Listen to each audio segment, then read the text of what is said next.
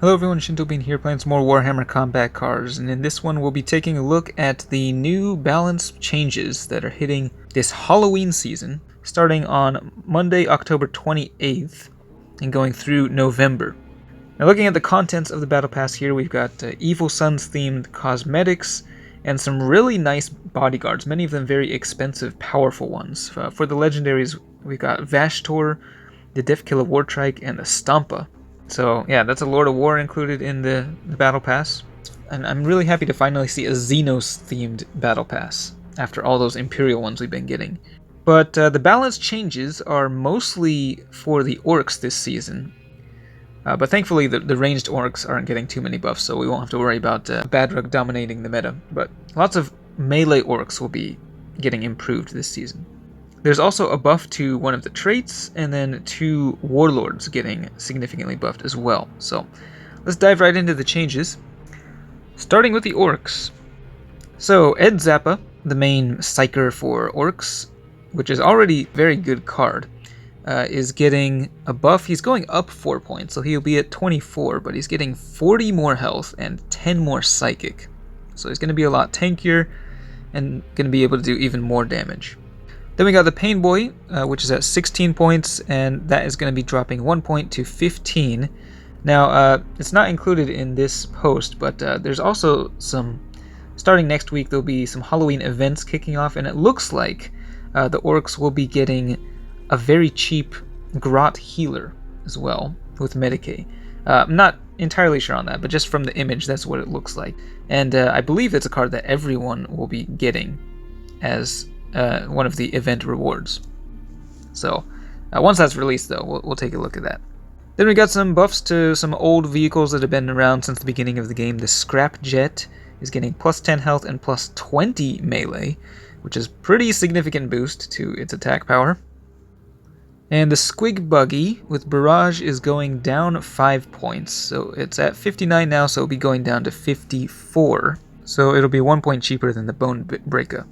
And then the Bad Moon's Mech Gun with Big Game Hunter, that one is getting plus 20 health. And this is a pretty exciting change. I like the card, the Mecha Dread, but its attack power did feel a little bit low, considering how massive the thing is, but it is getting plus 15 ranged and plus 15 melee, so a really huge boost to its attack power. So this will be a much more attractive card to include.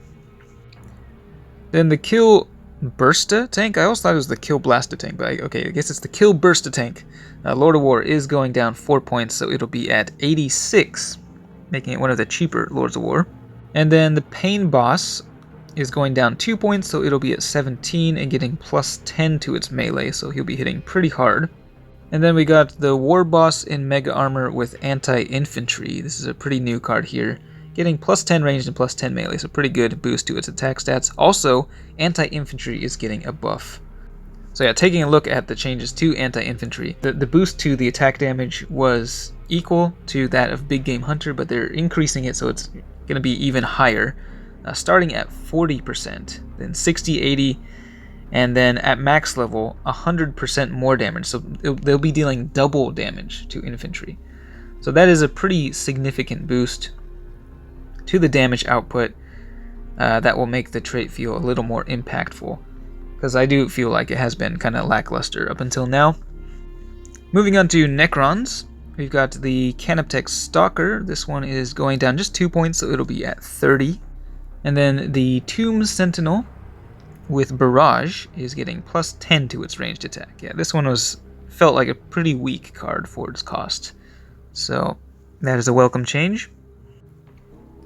For Servants of the Emperor, the Sororitas Zephyrim, this is the melee scout, this card I don't actually have in my collection, is getting plus 20 to her health.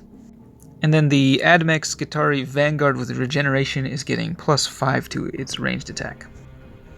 For Space Marines, it's the 2 Supreme Commanders that are getting a pretty significant buff. So, first of all, Guilliman is getting plus 15 to both his ranged and melee attacks, which is a pretty nice change. It'll definitely make the turn 1 Guilliman build that I showcased a few days ago a lot more fun and impactful, I think. And then Lionel Johnson, who is another fairly weak warlord, at least in ranked mode, is getting a sizable chunk of health, plus 50 to his base health, making him extremely tanky. For Chaos, we've got the Felgor Ravager Death Knell with Fear. It's a fairly cheap Fear card that's getting plus 5 range and plus 10 melee. And the Black Legion Chaos Space Marine with Precision Shot is getting plus 10 to his ranged attack. For the Tyranids, we've got the two big Norns that are finally getting looked at. Now, I think there's a typo on the blog, because it says the Norn Emissary is going down 4 points, but it's showing the picture of the Norn Assimilator. So I'm not sure which one is supposed to be going down 6 points and which one's 4 points, but at any rate, both of them are going down a few points. They'll be a little bit cheaper. So still probably not really worth using, but at least it's an improvement over where they're at right now. And then we've got a bunch of cards being added to the general pool. So 3 for Tal here, all of them Croots, including the Flesh Shaper with Medicae, so that's a pretty good one. We got some Custodes being added to the pool as well. The Blade Champion, that's a really cool card. So happy to see those. The Shield Captain is a pretty decent one as well. For Orcs, apparently Supreme Commander Ghazghkull Thraka is being added to the pool, which is awesome. I guess coinciding with the Battle Pass. And then we've got Slazbag Edkraka, the big mech. I believe he has, what does he have, Big Game Hunter and Scout or something? It's pretty powerful card at max level. Also getting added. For Chaos, we got all the Night Lords, which have some really good cards in there. And also Scarbrand, surprisingly, is finally coming into the game. So we'll have a chance to pull him from regular packs. And then we've got one ranged unit from the Leagues of Votann being added as well. So yeah, a nice selection of decent cards coming into the general pool.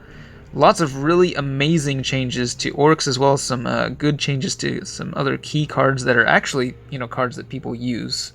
It's not just useless cards that are getting buffed this time around. So overall, it looks like it'll be shaping up to be a very great season. Definitely looking forward to playing more Orcs. And of course, with the Halloween events kicking off next Monday, I'll be doing some more videos to cover that. So keep an eye out for those. Thanks for watching, and I will see you next time.